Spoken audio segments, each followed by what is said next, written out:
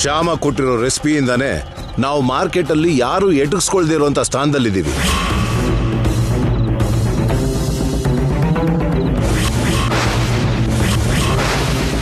ಈಗ ಶ್ಯಾಮ ಫ್ಯಾಕ್ಟ್ರಿಗೆ ಹೋಗದೆ ಇದ್ರೆ, ಆ ಮಸಾಲಾ ಪೌಡರ್ನ ನಾವು ಮಾರ್ಕೆಟ್ ಅಲ್ಲಿ ಕಳಿಸದೇ ಇದ್ರೆ, ಅಷ್ಟು ಮೇಲಿಂದ ನಾವು ಕೆಳಗೆ ಬೀಳೋದು ಖಂಡಿತ.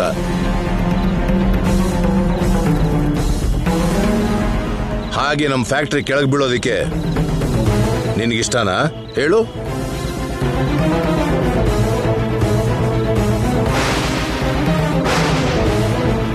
ನಂಬರ್ 1 ಸ್ಥಾನದಲ್ಲಿರೋ ನಮ್ಮ ಮಸಾಲಾ ಕಂಪನಿ ಹಾಗೆ ಹಿಂದೆ ಕುಳ್ಕೊಳ್ಳೋದು ನಿನ್ಗಿಷ್ಟನಾ ಹೇಳು?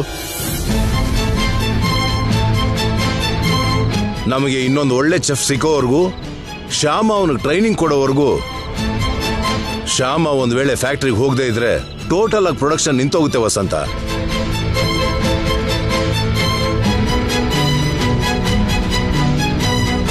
ಹಾಗೇನಾದ್ರೂ ಪ್ರೊಡಕ್ಷನ್ ನಿಂತೋದ್ರೆ ನಮ್ಮ ಕಂಪ್ನಿನ ನಂಬ್ಕೊಂಡಿರೋ ಎಷ್ಟೋ ವರ್ಕರ್ಸ್ ಜೀವನ ತಲೆ ಕೆಳಗಾಗ್ಬಿಡುತ್ತೆ. ನಮ್ಮನ್ನೇ ನಂಬ್ಕೊಂಡಿರೋ ಅಷ್ಟೊಂದು ವರ್ಕರ್ಸ್ ಜೀವನ ತಲೆ ಕೆಳಗಾಗೋದು ಕರೆಕ್ಟಾ? ಯೋಚನೆ ಮಾಡು. ಮಾವ ಹೇಳ್ತಿರೋದು ಕರೆಕ್ಟೇ ಅತ್ತೆ. ನಮ್ಮಿಂದ ನಮ್ ವರ್ಕರ್ಸ್ ಕಷ್ಟ ಪಡ್ಬಾರ್ದಲ್ವಾ? ಅದೇ ಶ್ಯಾಮನ ಫ್ಯಾಕ್ಟ್ರಿ ಕಳ್ಸಿದ್ರೆ ಯಾವ ತೊಂದ್ರೆನೂ ಇರಲ್ವಲ್ಲ.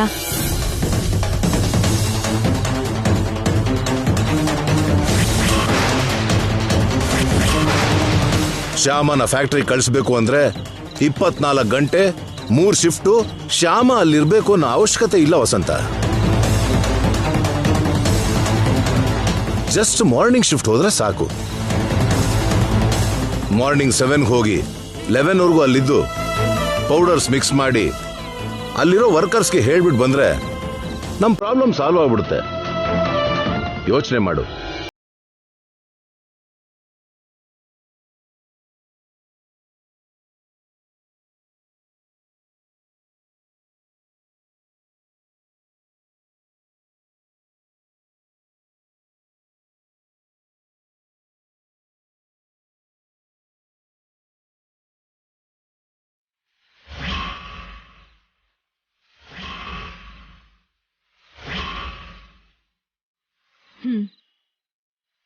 ಸರಿ ರೀ.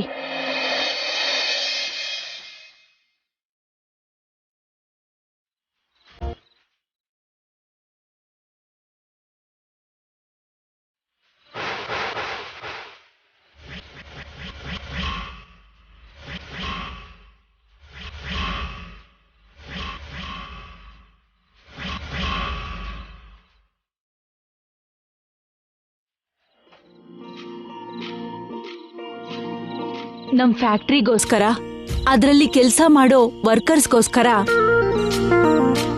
ಶ್ಯಾಮ ಫ್ಯಾಕ್ಟ್ರಿಗೆ ಹೋಗೋದಕ್ಕೆ ನಾನು ಒಪ್ಕೋತೀನಿ.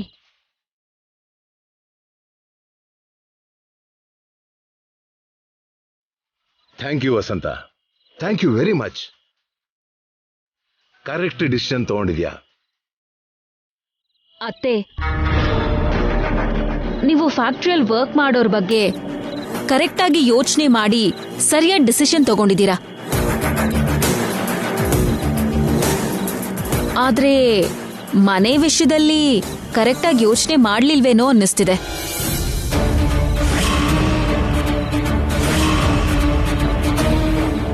ಐ ಮೀನ್, ಶ್ಯಾಮ ಬೆಳಗ್ಗೆನೆ 7 ಗಂಟೆಗೆ ಫ್ಯಾಕ್ಟ್ರಿ ಕೆಲ್ಸಕ್ಕೆ ಹೋಗ್ಬಿಟ್ರೆ ಮನೆ ಅಷ್ಟು ಕೆಲ್ಸ ವೈದೇಹಿ ಅಕ್ಕ ಒಬ್ಳೇ ಮಾಡ್ಬೇಕಲ್ಲ. ಪಾಪ, ಕಷ್ಟ ಆಗಲ್ವಾ ವೈದೇಹಿ ಅಕ್ಕಂಗೆ? ಕಷ್ಟ ಯಾಕೆ? ನೀನಿದೆಯಲ್ಲ.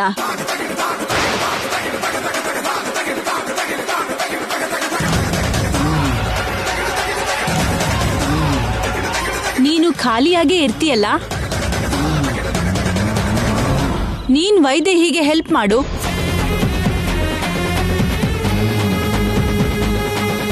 ನೀನು ವೈದೇಹಿ ಅಡ್ಗೆ ಕೆಲಸ ನೋಡ್ಕೊಳ್ಳಿ. ಶ್ಯಾಮ ಫ್ಯಾಕ್ಟ್ರಿ ಕೆಲಸ ನೋಡ್ಕೋತಾಳೆ. ಇಷ್ಟು ಓದಿರೋ ನಾನು, ಇಷ್ಟು ಬುದ್ಧಿವಂತೆ ಆಗಿರೋ ನಾನು ಮನೆ ಕೆಲಸ ಮಾಡ್ಬೇಕಾ? ಓದು ಬರಹ ಗೊತ್ತಿಲ್ದೇ ಇರೋ ಇವಳು ಫ್ಯಾಕ್ಟ್ರಿಗೆ ಹೋಗ್ತಾಳಾ? ಮಾಡ್ತೀನಿ ಇವ್ರಿಗೆ.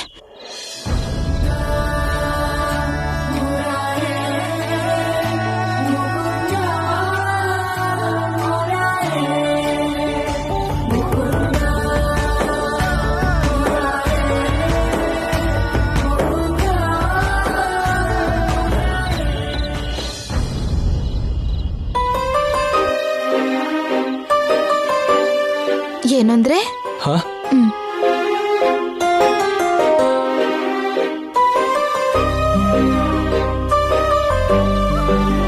ಏನಾಯ್ತ್ರಿ ಹೀಗ್ ಡಲ್ ಆಗಿದ್ದೀರಾ? ಸಮಸ್ಯೆ ಮುಗೀತಲ್ಲ? ಎಲ್ಲಿ ಮುಗೀತು ಶ್ಯಾಮ, ಸಮಸ್ಯೆ ಮುಗಿಲಿಲ್ಲ, ಡಬಲ್ ಆಯ್ತು ಅಷ್ಟೆ. ಫ್ಯಾಕ್ಟ್ರಿಲಿ ಮಸಾಲಾ ಪ್ರೊಡಕ್ಷನ್ ನಿಂತು ಹೋದ್ರೆ ಅನ್ನೋ ಯೋಚನೆಯಲ್ಲಿ ನೀನ್ ಫ್ಯಾಕ್ಟ್ರಿಗೆ ಹೋಗ್ತೀನಿ ಅಂದ್ರೆ ಓಕೆ ಅಂದೆ. ಆದ್ರೆ ಮಾರ್ನಿಂಗ್ ಶಿಫ್ಟಿಗೆ ಹೋಗ್ಬೇಕು ಅಂದಾಗ ಏನ್ ಮಾಡೋದು ಅಂತ ಅರ್ಥ ಆಗ್ತಿಲ್ಲ. ಮಾರ್ನಿಂಗ್ 7 ಇಂದ 11 ತನಕ ನೀನು ಫ್ಯಾಕ್ಟ್ರಿಲಿ ಇರಬೇಕು ಅಂತ ಡ್ಯಾಡಿ ಹೇಳಿದ್ರು. 7ಗೆ ನೀನು ಫ್ಯಾಕ್ಟ್ರಿಲಿ ಇರಬೇಕು ಅಂದ್ರೆ 6ಗೆ ನೀನು ಮನೆಯಿಂದ ಹೊರಡಬೇಕು. ಆದ್ರೆ 6 to 7 ನೀನು FM ಅಲ್ಲಿ ಇರ್ಬೇಕಲ್ಲ, ಆ ಟೈಮಲ್ಲಿ ನೀನು ಫ್ಯಾಕ್ಟ್ರಿಗೆ ಹೋಗ್ತಾ ಇರಬೇಕು. ಹೇಗಾಗತ್ತೆ? FM ಸ್ಟೇಷನ್ ಅಲ್ಲಿ ನನ್ ಟೈಮಿಂಗ್ಸ್ ಚೇಂಜ್ ಆಗಿದೆ ರೀ. ಮಾರ್ನಿಂಗ್ 8 to 10 ವರ್ಗೂ FM ಸ್ಟೇಷನ್ ಅಲ್ಲೇ ಇರ್ಬೇಕು ಅಂತ ಹೇಳಿದ್ದಾರೆ. ಅಂದ್ರೆ ಇನ್ನೂ ಕಷ್ಟ ಶ್ಯಾಮ. ಮಾರ್ನಿಂಗ್ 7 to 11 ವರ್ಗೂ ನೀನ್ ಫ್ಯಾಕ್ಟ್ರಿಲಿ ಇರಬೇಕು ಅಂತ ಡ್ಯಾಡಿ ಹೇಳಿದ್ದಾರೆ. ಮಾರ್ನಿಂಗ್ 8 to 10 ವರ್ಗೂ ನೀನ್ FM ಸ್ಟೇಷನ್ ಇರಬೇಕು ಅಂತ ಅವ್ರು ಹೇಳಿದ್ದಾರೆ. ಒಂದೇ ಟೈಮಲ್ಲಿ ಒಬ್ಳೇನೆ 2 ಜಾಗದಲ್ಲಿ ಹೇಗಿರ್ತೀಯ? ಗಾಬರಿ ಆಗ್ಬೇಡ್ರಿ, 7 ಗಂಟೆಗೆಲ್ಲ ಫ್ಯಾಕ್ಟ್ರಿಯಲ್ಲಿ ಇರ್ತೀನಿ. ಅಲ್ಲಿ 1 hour ಕೆಲಸ ಮಾಡಿ ವರ್ಕರ್ಸ್ಗೆಲ್ಲ ಕೆಲಸ ಎಲ್ಲ ಹೇಳಿ 8 ಗಂಟೆಗೆಲ್ಲ FM ಸ್ಟೇಷನ್ಗೆ ಹೋಗ್ತೀನಿ. 8 ಇಂದ 10 ತನಕ ನನ್ ಕೆಲಸ ಮಾಡ್ಕೊಂಡು ಮತ್ತೆ ತಕ್ಷಣ ಫ್ಯಾಕ್ಟ್ರಿಗೆ ಹೋಗ್ತೀನಿ. ಅಲ್ಲೇನಾದ್ರೂ ಕೆಲಸ ಇದ್ರೆ ಮಾಡ್ತೀನಿ. ಆಗ ನನ್ಗೆ 2 ಕೆಲ್ಸನೂ ಆಗ ಹೋಗುತ್ತಲ್ಲ, ಇನ್ಯಾಕ್ ಟೆನ್ಷನ್ನು? ಹಾಗೆ ಮ್ಯಾನೇಜ್ ಮಾಡೋದು ತುಂಬಾ ಕಷ್ಟ ಶ್ಯಾಮ. ಆದ್ರೂ ಪರವಾಗಿಲ್ಲ ಬಿಡಿ, ನಾನ್ ಮಾಡ್ತೀನಿ. ಕೃಷ್ಣ ಇದಾನಲ್ಲ, ಭಯ ಯಾಕೆ? 10 ನಿಮಿಷದ ಹಿಂದೆ ನಾನು ಹೊರಗಡೆ ಹೇಗ್ ಹೋಗೋದಪ್ಪ ಅನ್ಕೊಂಡು ತುಂಬಾ ಟೆನ್ಷನ್ ಮಾಡ್ಕೊಂಡಿದ್ದೆ. ಅತ್ತೆಗೆ ನನ್ ಮಾತು ಕೊಟ್ಟಿದ್ರಿಂದ ಅತ್ತೆ ಬೇಡ ಅಂದ್ರೆ ಹೊರಗಡೆ ಹೋಗ್ದೆ ಮನೇಲಿರ್ಬೇಕು ಅಂತ ತುಂಬಾ ಟೆನ್ಷನ್ ಮಾಡ್ಕೊಂಡೆ. ಆದ್ರೆ ಈಗ ನೋಡಿ, ನಾನು ಫ್ಯಾಕ್ಟ್ರಿಗೆ ಹೋಗೋ ಕೆಲ್ಸ ತಂದು ನಾನು ಹೊರಗಡೆ ಹೋಗೋ ದಾರಿ ತೋರಿಸ್ತಾ ನನ್ ಕೃಷ್ಣ. ಕರೆಕ್ಟೇ ಶ್ಯಾಮ, ನೀನ್ ಹೇಳಿದ್ದು 100% ಕರೆಕ್ಟ್. ನೀ ನಂಬಿರೋ ಕೃಷ್ಣ ನಿನ್ ಸಮಸ್ಯೆಗೆ ಪರಿಹಾರ ತೋರಿಸಿದಾನೆ. ನಾನ್ ನಂಬಿದ್ದು ಇಬ್ರನ್ ಮಾತ್ರ. ಒಬ್ಬ ಕೃಷ್ಣ, ಇನ್ನೊಬ್ರು ಕೃಷ್ಣನ್ ವರ ಆಗಿರೋ ನೀವು. ನೀವಿಬ್ರು ನನ್ ಪಕ್ಕದಲ್ಲಿದ್ರೆ ನನ್ಗೆ ಎಷ್ಟು ಸಮಸ್ಯೆ ಬಂದ್ರೂ ಪರವಾಗಿಲ್ಲ, ಧೈರ್ಯವಾಗಿ ಎದುರಿಸ್ತೀನಿ. ಹಾಗೆ ಅಂತ ಸಮಸ್ಯೆ ಮೇಲೆ ಸಮಸ್ಯೆಗಳು ಬರ್ಲಿ ಅಂತ ಅನ್ಕೋಬೇಡ ದಯವಿಟ್ಟು. ಅಷ್ಟು ಕೇಳ್ಕೋಬೇಕು ಅಂತಂದ್ರೆ 3 ಸಾ ಸಿಗ್ಲಿ ಅಂತ ಬೇಡ. 3 ಸಾನಾ? ಅರ್ಥ ಆಗ್ಲಿಲ್ವಾ? ಮೊದಲನೇ ಸಾ ಅಂದ್ರೆ ಸಲಿಗೆ ಅಂತ, 2ನೇ ಸಾ ಅಂದ್ರೆ ಸಂತೋಷ ಅಂತ, 3ನೇ ಸಾ ಅಂದ್ರೆ 3ನೇ ಸಾ ಅಂದ್ರೆ ಯೋಚನೆ ಮಾಡು.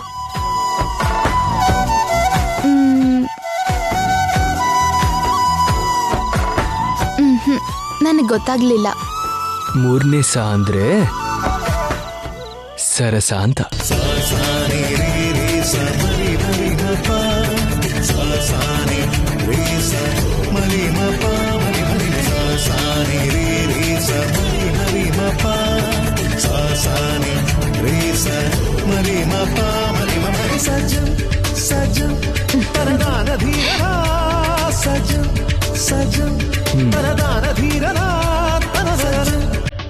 ಏನು ನಾಚಿಕೆ ಪಟ್ಕೊಂಡು ತಲೆ ತಗ್ಗಿಸ್ಕೊಂಡಿದ್ಯಾ?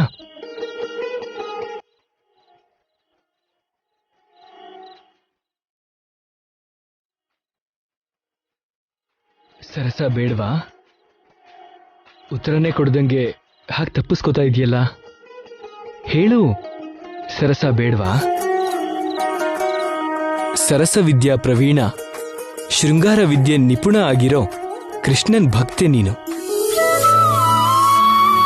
ಸರಸದ ಬಗ್ಗೆ ಪ್ರಶ್ನೆ ಕೇಳಿದ್ರೆ ಉತ್ತರ ಕೊಡದೆ ಹೀಗೆ ತಪ್ಪಿಸ್ಕೋಬಾರ್ದು. ಹೀಗೆ ಮೌನವಾಗೂ ಇರಬಾರ್ದು. ಉತ್ತರ ಕೊಡು. ಕೆಲವು ಪ್ರಶ್ನೆಗಳಿಗೆ ಉತ್ತರ ಮಾತಲ್ಲಿರಲ್ಲ ರೀ, ಮೌನದಲ್ಲಿರತ್ತೆ. ಹೌದಾ? ಹೌದು. ಮೌನ ಮಾತಾಗೋ ಅಗತ್ಯನೇ ಇಲ್ದೆ ಪ್ರಶ್ನೆ ಕೇಳಿದವ್ರಿಗೆ ಉತ್ತರ ಸಿಗತ್ತೆ.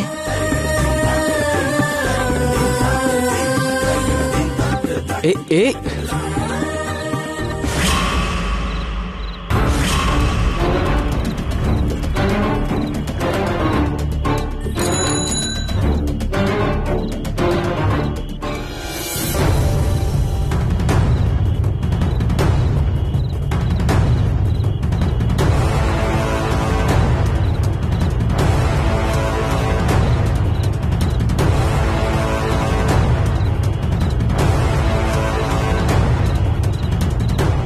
ಏನಿದು ಇಷ್ಟ್ ಗಾಬ್ರಿಯಲ್ಲಿ ಹೋಗಿ ಬರ್ತಿದ್ದಾಳೆ?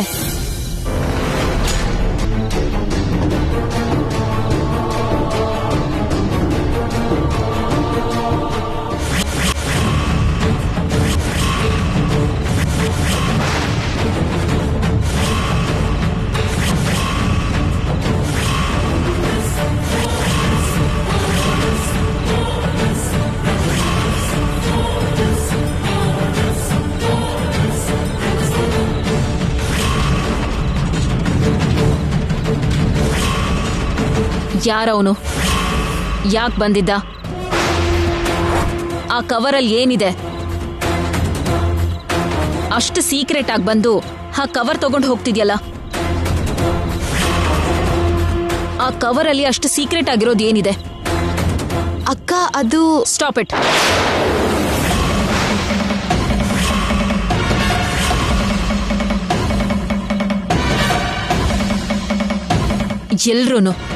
ಎಲ್ರೂನು ಕರಿತೀನಿ, ಎಲ್ರಿಗೂ ಒಂದೇ ಸಲ ಹೇಳು.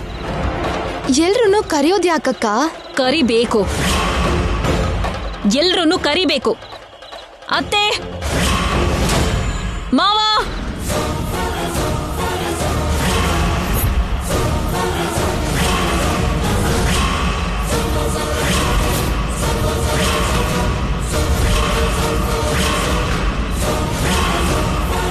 ಏನಾಯ್ತಪ್ಪ? ಏನ ಐಶ್ವರ್ಯ, ಏನಾಯ್ತು? ನೋಡಿ ಅತ್ತೆ, ಯಾರೋ ಒಬ್ಬ ಹುಡುಗ ಸೈಕಲ್ ಅಲ್ಲಿ ಬಂದು ಶ್ಯಾಮಂಗೆ ಈ ಕವರ್ ಕೊಟ್ಟು ಹೋದ. ನೋಡಿ ಆ ಕವರ್ನ. ಆ ಕವರ್ ತಗೊಂಡು ಶ್ಯಾಮ ಗಡ್ಬಿಡಿಯಲ್ಲಿ ಒಳಗೆ ಹೋಗ್ತಿದ್ಲು. ಅವನು ಅವಸರದಲ್ಲಿ ಸೈಕಲ್ ತಗೊಂಡು ಹೊರಟೋದ.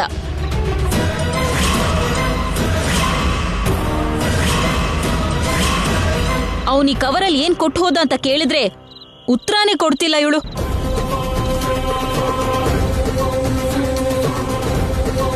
ಆ ಕವರಲ್ಲಿ ಏನಿದೆ ಅಂತ ನೋಡೋಣ, ಕೊಡಿಲಿ.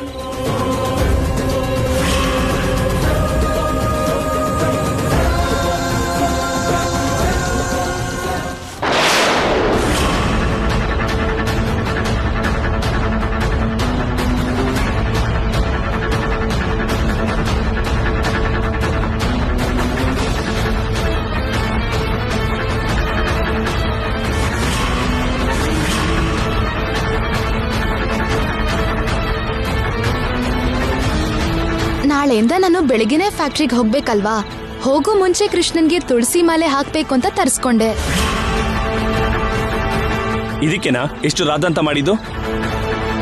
ಶ್ಯಾಮ ಏನೋ ದೊಡ್ಡ ತಪ್ಪು ಮಾಡ್ದ ಹಾಗೆ ಒಂದ್ ದೊಡ್ಡ ಸೀನ್ ಮಾಡಿದ್ದು ಇದಕ್ಕೆನಾ? ಅನುಮಾನ ಬಂದ್ರೆ ಅದನ್ ಬಗೆಹರಿಸ್ಕೊಳ್ಳೋದು ತಪ್ಪ? ಅನುಮಾನ ಕೂಡ ಒಂದು ಮಿತಿ ಇರುತ್ತೆ. ಅನುಮಾನ ಬಂತಲ್ಲ ಅಂತ ಯಾರನ್ ಬೇಕೋ ಅವ್ರನ್ನ ಎಲ್ ಬೇಕೋ ಅಲ್ಲಿ, ಯಾವಾಗ ಬೇಕೋ ಆಗ, ಹೇಗ್ ಬೇಕೋ ಹಾಗೆ ಅನುಮಾನಿಸಬಾರ್ದು. ನಾನೇನು ಸುಮ್ನೆ ಅನುಮಾನ ಪಡ್ಲಿಲ್ಲ. ಇತ್ತೀಚೆಗಂತೂ ಶ್ಯಾಮ ಸ್ವಂತ ನಿರ್ಧಾರ ತಗೊಳಕ್ ಶುರು ಮಾಡಿದಾಳಲ್ಲ. ಫ್ಯಾಕ್ಟ್ರಿಯಲ್ಲಿ ಬೋನಸ್ ಕೊಡಕ್ ಹೋದಾಗ ಹೀಗೆ ಸ್ವಂತ ನಿರ್ಧಾರ ತಗೊಂಡು ಅವ್ರ ಊರವ್ರು ಯಾರೋ ಸಿಕ್ಕಿದ್ರು ಅಂತ ಅವ್ರ ಜೊತೆ ಗಂಟುಗಟ್ಲೆ ಮಾತಾಡಿ ಫಂಕ್ಷನ್ಗೆ ಲೇಟ್ ಆಗಿ ಬಂದು ಅತ್ತೆಗೆ ತುಂಬಾ ನೋವು ಮಾಡಿದ್ಲು.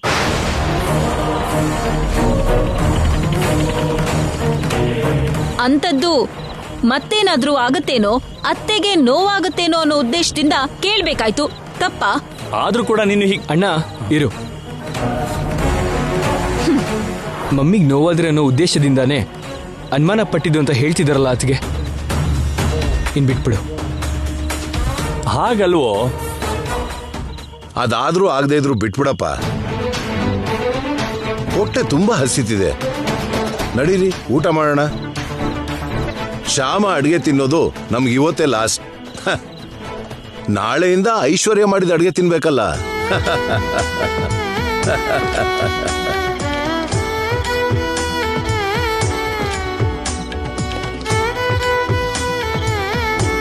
ಸಾಕ್ ಸುಮ್ನಿರ್ರಿ.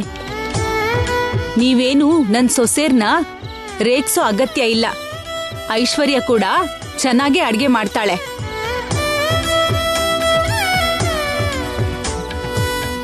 ಬನ್ನಿ ಬಡಿಸ್ತೀನಿ. ಬನ್ನಿ. ಬನ್ನಿ.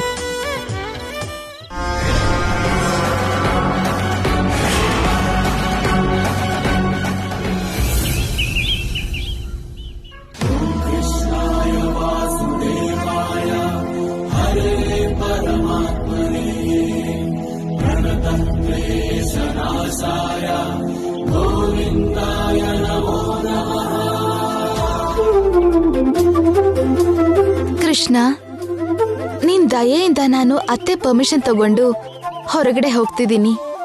ಅಲ್ಲಿ ಫ್ಯಾಕ್ಟ್ರಿ ಕೆಲ್ಸ, ಇಲ್ಲಿ ಮನೆ ಕೆಲ್ಸ, 2 ಕೆಲ್ಸನೂ ಸರಿಯಾಗಿ ಮಾಡೋ ಹಾಗೆ ನನ್ಗೆ ಆಶೀರ್ವಾದ ಮಾಡು ಕೃಷ್ಣ.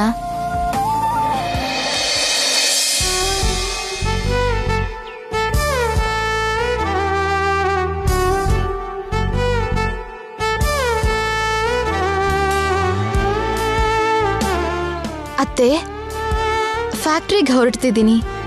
ನೀವು ಮಾವ ನನ್ಗೆ ಆಶೀರ್ವಾದ ಮಾಡಿ. ಇಷ್ಟಕಾಮಿ ಅರ್ಥಫಲ ಸಿದ್ಧಿರಸ್ತು.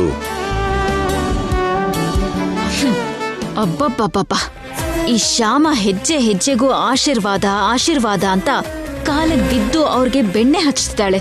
ಇದಕ್ಕೇನು ಕಮ್ಮಿಲ್ಲ ಇವಳು. ಏನ್ ಶ್ಯಾಮ, ಅತ್ತೆ ಹತ್ರ ಆಶೀರ್ವಾದ ತಗೋತಿದ್ಯಾ? ಫ್ಯಾಕ್ಟ್ರಿಗೆ ಹೊರಡ್ತಿದ್ಯಾ? ಹೌದಕ್ಕ. All the best Shyama. Thank you ಅಕ್ಕ, ಥ್ಯಾಂಕ್ ಯು ವೆರಿ ಮಚ್. ಬಾ, ನಾನು ನಿನ್ ಜೊತೆನೆ ಬರ್ತೀನಿ.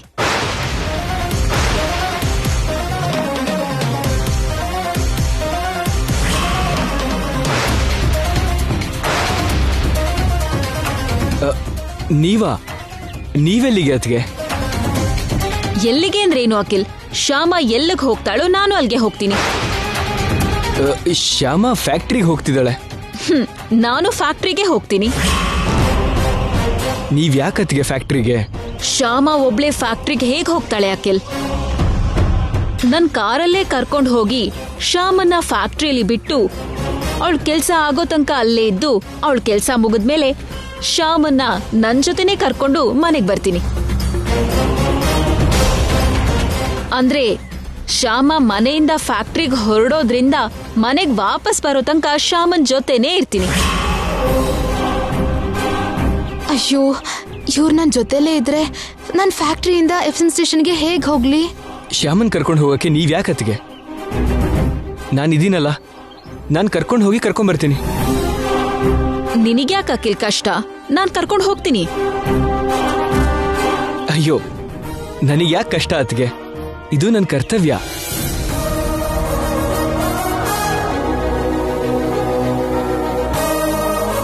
ನನ್ನ ಹೆಂಡತಿನ ಕರ್ಕೊಂಡು ಹೋಗೋದು ನನ್ನ ಕರ್ತವ್ಯ ಅಲ್ವಾ ಹೇಳಿ?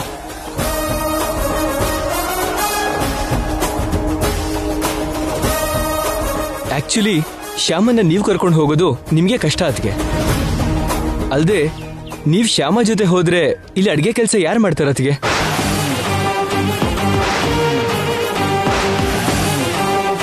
ಶ್ಯಾಮನ್ ಜೊತೆ ಹೋದ್ರೆ ಅಡ್ಗೆ ಕೆಲಸ ಮಾಡೋ ಹಾಗಿರಲ್ಲ ಅಂತ ಅನ್ಕೊಂಡಿದ್ದೆ. ಆದ್ರೆ ಇವನ್ ಹೀಗ್ ಸಿಕ್ಕಾಕಸ್ಬಿಟ್ನಲ್ಲ. ಹೋಗ್ಲಿ, ಒಂದ್ ಕೆಲಸ ಮಾಡೋಣ ಅತ್ಗೆ. ಶ್ಯಾಮ ಮನೇಲೇ ಇದ್ದು ಅಡ್ಗೆ ಕೆಲಸ ನೋಡ್ಕೊಳ್ಳಿ, ನೀವು ಫ್ಯಾಕ್ಟ್ರಿಗೆ ಹೋಗಿ ಆ ಮಸಾಲ ರೆಡಿ ಮಾಡಿಸಿ. ಆ ಮಸಾಲೆ ಮಾಡೋಕ್ ನನಗೆ ಗೊತ್ತಿಲ್ವಲ್ಲ. ಆ ರೆಸಿಪಿ ಹೇಳಿದ್ದು ಶ್ಯಾಮ ಅಲ್ವಾ? ಹೌದಲ್ವಾ, ಶ್ಯಾಮನೇ ಹೇಳಿದ್ದು. ನಿಮಗೆ ಆ ಥರ ಕೆಲಸ ಎಲ್ಲ ಬರಲ್ವಲ್ಲ.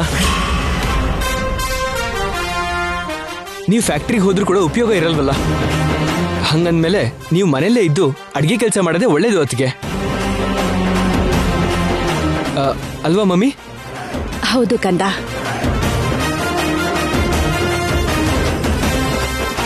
ಐಶ್ವರ್ಯ, ಶ್ಯಾಮನ ಅಖಿಲ್ ಕರ್ಕೊಂಡು ಹೋಗ್ತಾನೆ. ನಿನ್ನೆ ರಾತ್ರಿನೇ ಹೇಳಿದ್ನಲ್ಲ. ಐಶ್ವರ್ಯ, ಐಶ್ವರ್ಯ, ಏನಕ್ಕ? ದೋಸೆ ಹಿಟ್ಟನ್ನ ಗ್ರೈಂಡರ್ಗೆ ಹಾಕ್ಬೇಕು, ಸ್ವಲ್ಪ ಬಂದ್ ಹಾಕ್ತೀಯಾ? ಆ ಕೆಲ್ಸನ ನೀನೇ ಮಾಡ್ಬೋದಲ್ವಾ? ಮಾಡಬಹುದು, ಆದ್ರೆ ನಾನೀಗ ಚಟ್ನಿ ಮಾಡ್ತಾ ಇದ್ದೀನಿ, ಅದಕ್ಕೆ ದೋಸೆ ಹಿಟ್ಟನ್ನ ನೀನ್ ಬಂದ್ ರೆಡಿ ಮಾಡ್ತೀಯಾ? ಹೋಗಕ್ಕ, ನೀವ್ ಹೋಗಿ ಆ ದೋಸೆ ಹಿಟ್ಟಿನ ವಿಷಯ ನೋಡ್ಕೊಳ್ಳಿ, ನಾನ್ ಹೋಗಿ ಮಸಾಲಾ ವಿಷಯ ನೋಡ್ಕೋತೀನಿ.